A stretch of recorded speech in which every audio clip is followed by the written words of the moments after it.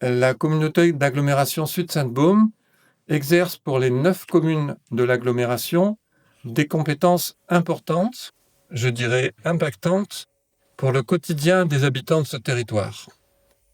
Pour bien exercer ces compétences, nous avons besoin de travailler ensemble avec les maires et les élus des communes, mais aussi avec les institutions et collectivités, la préfecture, la région Sud, le département du Var, la Chambre de commerce, la Chambre des métiers, le SDIS, le CITOMAL et beaucoup d'autres. Vous êtes nos partenaires pour faire avancer ce territoire. Je pense d'abord au travail très intense et constructif que nous menons avec Monsieur le préfet du Var, Monsieur Simon Babre, et merci encore à Monsieur Gudicelli de le représenter ce soir. Avec les services de la préfecture, nous avançons par exemple sur le contrat pour la réussite de la transition écologique, le fameux CRTE, qui doit nous permettre de réduire nos émissions de gaz à effet de serre et développer des outils et des programmes favorisant la biodiversité et une meilleure gestion de nos ressources. Le CRTE est en cohérence directe avec le PCAET, le plan climat, énergie, air, énergie territoriale, mise en œuvre avec le concours de la région, ce qui permet une liaison évidente. Nous, petit territoire de Sud-Sainte-Baume, avons besoin à la fois de l'appui de l'État, à travers son représentant, le préfet, mais aussi de la région, pour inscrire nos actions dans une interconnexion fluide. Avec la région, nous parlons également mobilité.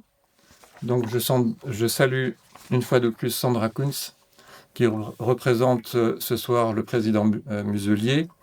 Là encore, nos objectifs sont les mêmes.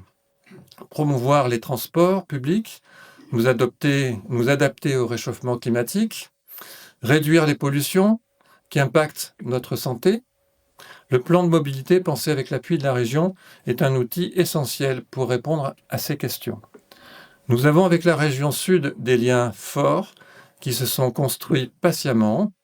Certains dossiers sensibles ont trouvé une issue positive et je remercie le président Muselier pour son écoute. Ensemble, nous avons pu avancer par exemple avec le contrat Nos territoires d'abord, qui prévoit une enveloppe de 8 millions d'euros pour financer les projets d'aménagement instruits par les maires.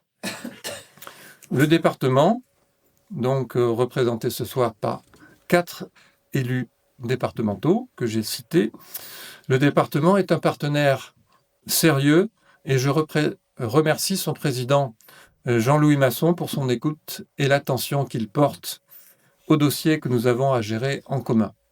L'aide du département est primordiale. Nous luttons ensemble pour la prévention des feux de forêt, par exemple, avec le PIDAF, ô combien sensible pour notre département. Le département, ce sont aussi les routes, la voirie, et là encore, nos intérêts convergent. Avant de rappeler rapidement et très factuellement quelques réalisations de 2025, alors je précise que c'était un petit peu un challenge de faire un discours qui mette en valeur notre territoire, sachant que dans la période que nous vivons, on ne peut pas dire grand-chose. J'aurais voulu en dire encore plus. Je voudrais me tourner tout de même vers les vice-présidents présents à mes côtés.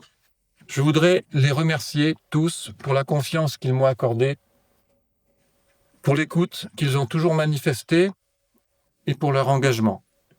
Ce sont des qualités que je salue et je vous remercie pour cette année passée avec vous. Un mot encore que j'adresse à tous les élus, communautaires, municipaux, départementaux, régionaux, tout le monde, et à vous tous, qui vous engagez chaque jour pour l'intérêt général et le service public. Merci à vous d'être là. En 2025, donc, quelques réalisations. La collecte, le traitement, la valorisation des déchets a vu cette année le lancement d'une application, Collecte Info, qui permet à chacun depuis son téléphone portable de connaître les jours et les heures de passage, de ramassage des bacs ou le lieu le plus proche de son domicile pour l'apport volontaire. J'en profite pour saluer les excellentes relations que nous avons avec le Cytomate, acteur essentiel de ce secteur, et son président Gilles Vincent. 2025 aura vu la mise en place de 2 délégations de services publics pour la gestion de l'eau. La grande disparité de gestion entre les différentes communes nous a amené à faire le choix de 2 délégataires, Veolia pour les communes du Haut-Pays, sauf Ribou compte tenu de sa situation géographique, et Suez pour celle du littoral. Et j'en profite pour remercier les dirigeants de Suez et de Veolia qui sont présents ce soir.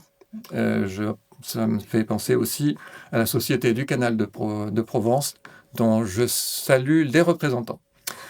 Ces délégations ont une durée de 7 ans et l'agglomération va engager 32 millions d'euros de travaux sur la période. Pour vivifier notre communauté a également en charge les transports scolaires et urbains. 2025 aura vu la mise en place de navettes pour relier la gare de Sanary-au-Lioul au plateau d'activité de Signes en passant par le Bossé. Elles offrent aux salariés de 200 entreprises une alternative à la voiture individuelle et permettent, nous le souhaitons, de diminuer les émissions de gaz à effet de serre, de CO2, pour répondre à la demande du plan climat-énergie territorial, le PCAET.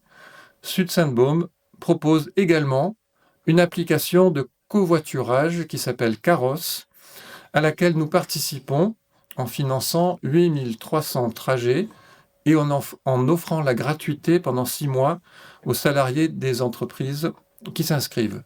Je salue au passage une nouvelle fois le président de Delta, M. Loucheni, qui travaille en étroite collaboration avec les entreprises du plateau d'activité de Signes et bien entendu la Chambre de commerce. Restons sur le plateau de Signes pour parler développement économique. La Chambre de commerce du Var a en charge la commercialisation des 40 hectares encore disponibles et nous avons, dans un dialogue permanent avec la Chambre, je salue une nouvelle fois son président Basile Gertis, le souci de valoriser l'activité économique de ce plateau de Signes et le soutien aux entreprises. Le PAPS, c'est le poumon économique de Sud-Sainte-Baume. Pour vivifier ce tissu et mieux informer les chefs d'entreprise, le service du développement économique a mis en place une newsletter en partenariat toujours avec la Chambre de commerce, l'association Delta et bien évidemment la commune de Signes. Dans le domaine de l'aménagement du territoire et du patrimoine, nous pouvons noter pour 2025 plusieurs réalisations pour lesquelles le département nous a accompagnés et je l'en remercie. L'inauguration du musée archéologique Toro-Tom à Saint-Cyr, un lieu exceptionnel qui nous emporte 2600 ans dans le passé. Il y a eu également l'inauguration de la gendarmerie du Bossé avec une caserne de 450 mètres carrés et 16 logements. Là encore, nos partenaires institutionnels ont contribué financièrement au développement et à l'aménagement de ce territoire. Réalisation d'un city-stade au Castellet avec un terrain de pétanque, des agrès adultes, une aire de jeux enfants, une aire de pique-nique, des aménagements paysagers. Et j'ai eu beaucoup de plaisir à participer à l'inauguration de ces événements. Enfin, nous venons d'achever la réhabilitation du chemin de ronde du château médiéval d'Evenos, lieu grandiose et chemin d'intérêt communautaire. Je terminerai avec le tourisme. Les atouts de notre région sont connus et reconnus. Nous avons à offrir beaucoup et des partenaires, là encore, incontournables. Je pense aux vignerons et bien sûr au vin de Bandol. Le président, Monsieur Gravier, que je salue, ne pouvait pas être avec nous ce soir, mais aussi, je pense à tous les acteurs du tourisme, restaurateurs, hôteliers, et à tous ceux qui, depuis le littoral jusque dans les villages du Haut-Pays, travaillent sans relâche pour offrir toujours plus d'authenticité et d'expérience. Vous savez qu'aujourd'hui, nos visiteurs ne se contentent plus de consommer, mais ils veulent vivre une expérience sincère et conviviale. Je salue M. Blanche-Manche, le représentant du groupe Zanier, qui va bientôt nous proposer une nouvelle offre touristique dans une île de Bain d'Or totalement repensée. Et M. Guéribillet, encore une fois, acteur infatigable du tourisme dans le Var et soutien indéfectible des métiers de l'hôtellerie. C'est encore en 2025 la mise en place des navettes Estibus qui ont permis à de très nombreux touristes de laisser leur auto au garage et de prendre le bus pour profiter à la fois des plages du littoral et des marchés du Haut-Pays. Je veux maintenant m'adresser aux agents qui travaillent chaque jour pour Sud-Sainte-Baume. Vous êtes le lien essentiel vers les 9 communes de l'agglomération. Vous êtes le relais, celles et ceux qui, à chaque instant, montrent que Sud-Sainte-Baume, ce n'est pas une simple strate administrative. Je connais l'engagement des fonctionnaires pour le service public, c'est-à-dire au service de l'usager. Et je sais combien ça peut être difficile, voire ingrat. Enfin, une communauté d'agglomération comme la nôtre ne saurait fonctionner sans ses partenaires. Je pense aux entreprises avec qui nous travaillons et je sais également, là aussi, les exigences qui sont les nôtres. Ensemble, nous façonnons jour après jour ce territoire. Ensemble, nous le construisons. Parfois en réussissant, parfois en échouant. Nous recommençons. Nous avons un destin commun, un avenir commun et des liens indéfectibles qui nous conduisent ensemble à avancer. Un dernier mot avant de conclure. Cette année est un peu particulière, ce que je disais tout à l'heure. C'est donc un challenge de valoriser notre communauté d'agglomération sans en dire trop. Et je sais bien que nous sommes nombreux dans cette salle à faire un vœu intime qui pourrait paraître un peu désuet tant nous sommes convaincus qu'il va de soi, qu'il n'est plus nécessaire de nous battre pour le faire vivre, qu'il est tellement ancré dans notre histoire que rien ne peut l'atteindre, et nous nous trompons. Ce vœu que je formule et que je partage avec vous, c'est de faire vivre la démocratie longtemps, puissamment, passionnément. Cette démocratie qui est au cœur de l'action que nous menons chaque jour au service des administrés, elle est menacée, attaquée, critiquée. Jamais la désinformation n'a atteint un tel niveau. Jamais les mensonges, les contre-vérités et autres raccourcis de la pensée, je dirais même pensée raccourcie, n'ont été propagés aussi vite. Tout est remis en cause, sans démonstration, sans preuve, sans raisonnement.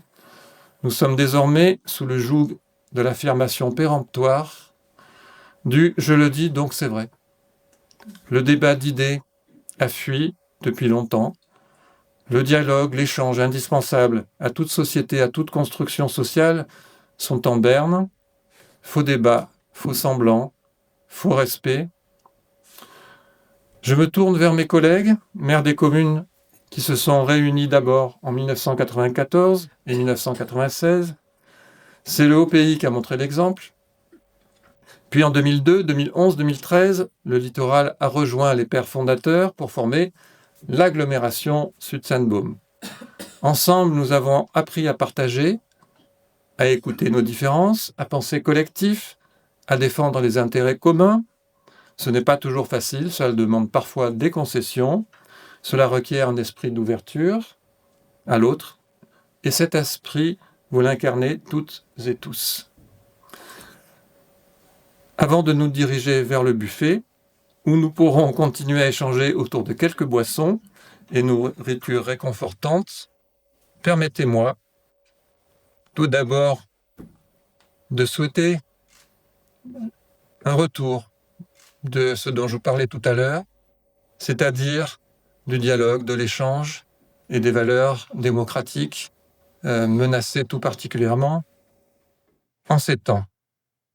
Et permettez-moi de vous adresser mes vœux, nos vœux les plus sincères et chaleureux, que cette nouvelle année vous permette, nous permette de vivre notre engagement avec force et plénitude.